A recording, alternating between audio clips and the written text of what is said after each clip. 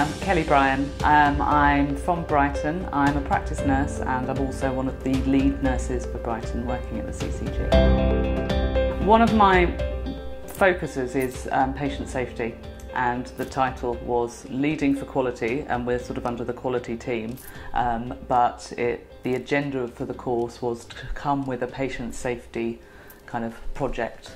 And one of my interests has been trying to raise the profile of patient safety incident reporting within primary care, which is currently at quite a low level, and how to increase that. So I thought, perfect, this will help me with my agenda. The original project was trying to develop some kind of either app or some kind of program in order to capture the reporting information so that it could be done at speed, because my thoughts were the sort of things that I'm looking at are not necessarily very serious incidents, but they're frequent low-level prescriptions missing, wrong antibiotics prescribed, or wounds not healing, you know, all sorts of low-level stuff that we see all the time. And maybe if we could start to group those, we would start to see some more common themes. That was kind of my thinking. But once you have that level of reporting, then you have to really be able to capture that. Somebody has to filter it. Then we also have a responsibility to feed all of that up to our contract holders, which are NHS England. And that in itself has just created lots of steps and requires resources to do that, people, funding. So that's the bit of the project that can't happen at the moment. I've done a couple of small studies, so on the back of the course got me thinking how to do a PDSA cycle, which was something I hadn't knew, a plan, do, study, act cycle of doing some small-scale peer group teaching and learning with nurses around incident reporting and, you know, sort of creating an understanding of what it is, why we do it. And I also ran an audit on errors in a certain particular area of administration of vaccinations, and looked at tried to sort of root cause analysis as to why those mistakes were happening, and realising the error rate is high but the reporting levels are very low, and trying to get an understanding of why that might be and why the error rate is so high.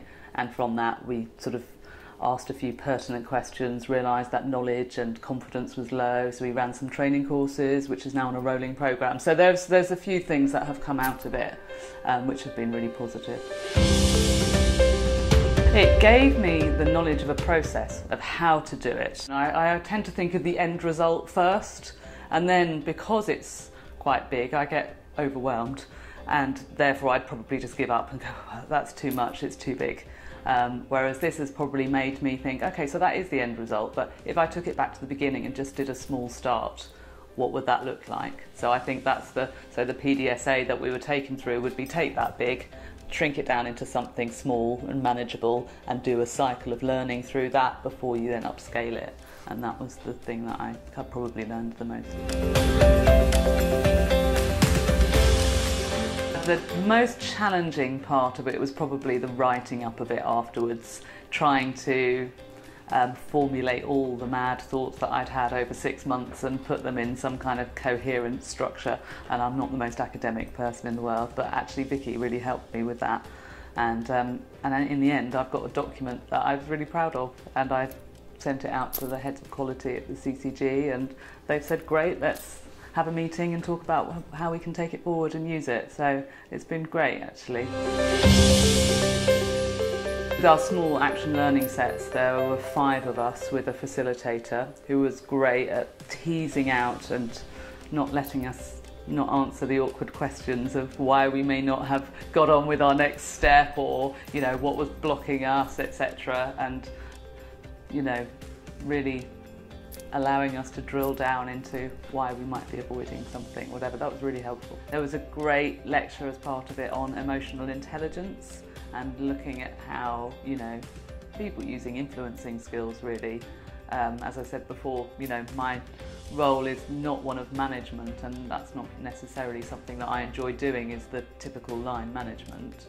But the influential roles and the sharing and the kind of Yeah, influencing, I think, is the best way to put it, is something that I think that I would prefer, and it just allowed me to give it a language.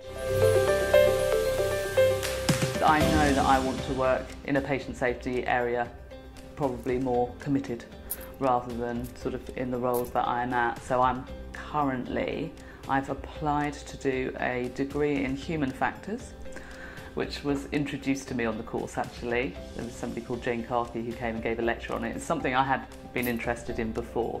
And I thought, yeah, I think that's what I really want to do. And also I'm looking out for jobs that are actually in quality and safety, and that will be my next step.